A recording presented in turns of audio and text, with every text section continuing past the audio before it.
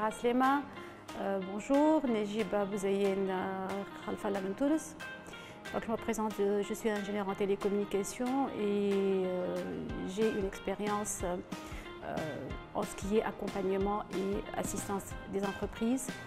Donc j'ai été responsable d'incubateur, de pépinière d'entreprise, du département d'entrepreneuriat dans une technopole tunisienne. Et là, je travaille comme ingénieur chez un opérateur tunisien. En fait, ce qui m'emmène ici, c'est pour partager ma petite expérience dans le domaine entrepreneurial orienté open source. Oui, en fait, demain, je vais parler de l'entrepreneuriat et l'open source. Donc, c'est deux. En fait, quand on parle d'entrepreneuriat, c'est très ouvert.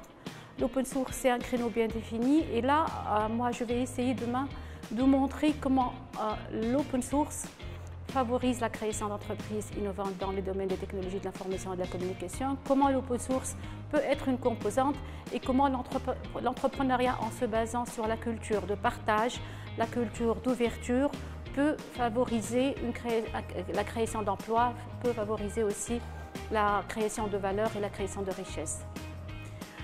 Comment orienter les stratégies, ça demande toute une journée, mais plus. Donc une petite interview peut-être ne pourrait pas nous suffire. Les stratégies, donc c'est très large.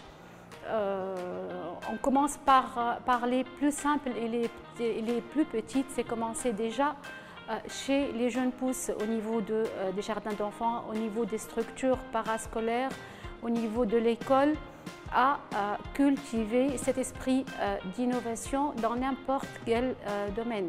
En fait, l'innovation, c'est un concept. On ne parle pas essentiellement d'innovation technologique, mais on parle aussi d'innovation dans le concept, l'innovation de présenter les choses, l'innovation de diriger, l'innovation de gérer. Et là, quand on commence à initier nos petits à être innovants, à donner un plus, même en jouant, même en partageant des petits jeux. Donc tout ça, c'est une stratégie. Donc parmi les stratégies, c'est commencer à inclure l'esprit entrepreneurial dès le jeune âge. Ça, c'est une stratégie, c'est une possibilité et c'est ce qui se passe actuellement au niveau des établissements scolaires dans les pays développés. Je citerai l'exemple de l'Allemagne ou des États-Unis, là où les petits sont appelés à présenter des travaux collectifs et ils auront l'occasion de présenter et de vendre leurs travaux et aussi de gagner des prix. Et tout ça, ça développe chez ces petits l'esprit entrepreneurial. Pourquoi l'entrepreneuriat réussit dans les pays anglo-saxons? Parce qu'on commence à l'âge très petit.